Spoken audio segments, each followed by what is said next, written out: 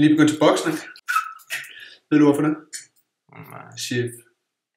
Altså Karsten og... Ja. Jeg ser, hvor grimt det ansigt han har, hvor grimme børn han har, hvor grim en bil han kører i. Jeg tænker, her på torsdag, når han arbejder sent, jeg får tidlig fri. Gemmer mig i busken.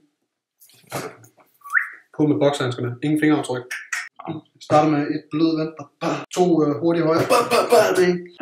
Dybt til leveren. Dybt til leveren igen. Så